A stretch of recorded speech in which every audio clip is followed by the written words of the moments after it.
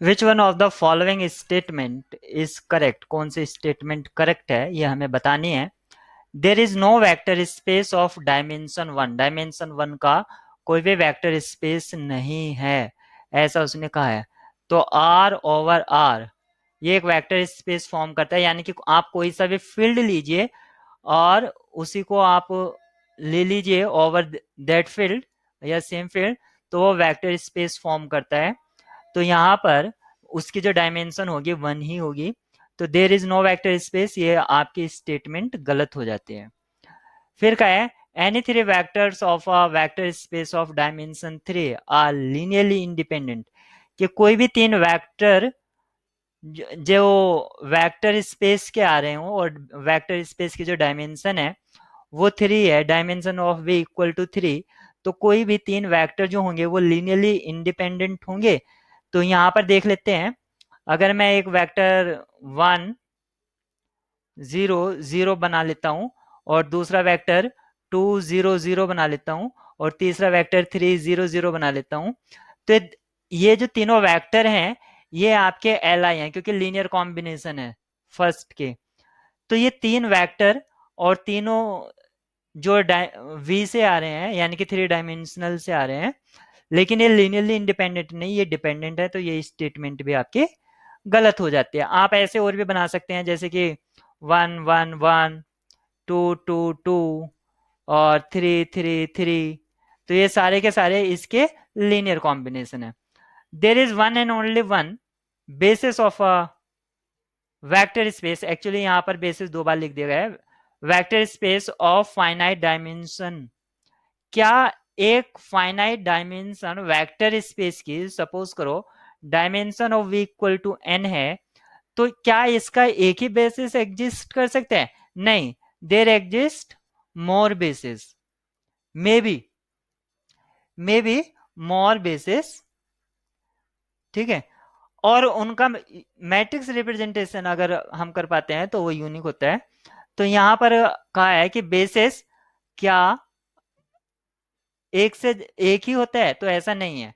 तो example are three ले लीजिए या आप कुछ भी ले सकते हैं, जैसे आर टू ले लीजिए। आर टू का जो बेसिस होता है वो वन जीरो और जीरो वन होता है। ये जो सेट होगा ये आपका आर थ्री आर टू का बेसिस है, आर टू ओवर आर।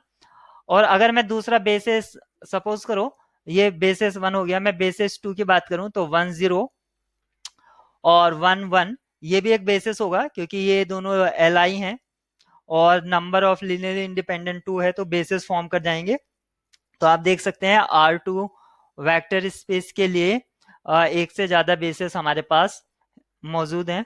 तो ये स्टेटमेंट आपकी फॉल्स हो जाती है क्योंकि कहा है there is only one one and only one.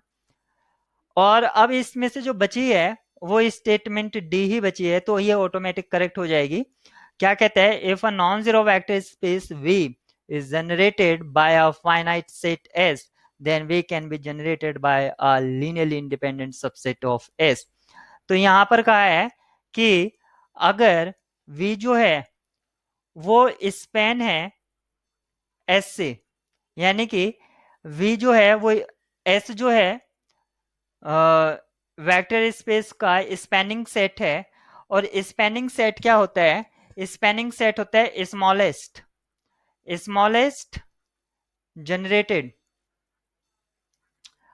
और अगर ये स्मॉलेस्ट है तो स्मॉलेस्ट कह सकते हैं स्पैनिंग सेट। और इस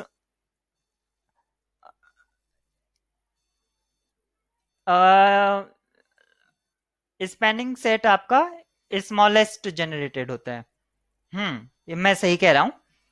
तो यहाँ पर अगर आप जो इसमें लीनियरली इंडिपेंडेंट वेक्टर्स हैं, सपोज करो इसमें लीनियरली इंडिपेंडेंट वेक्टर हैं और इसमें डिपेंडेंट भी होंगे लीनियरली डिपेंडेंट, तो आप डिपेंडेंट वाले कैंसिल करते जाइए यानी कि डिलीट करते जाइए, क्योंकि इनके कॉम्बिनेशन से ही आपका वेक्टर स्पेस जनरेट हो रहा है।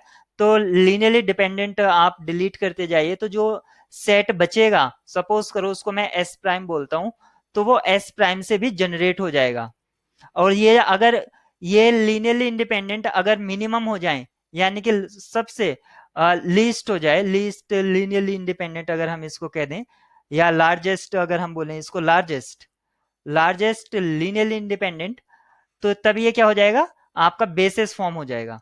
तब यहां पर क्या हो जाएगा, स्पैनिंग वो पहले से ही कह रहे हैं, और अगर ये लीनियरली इंडिपेंडेंट अगर लार्जेस्ट हो जाए तो बेसिस फॉर्म कर जाता है। यही आपकी बेसिस की डेफिनेशन भी होती है।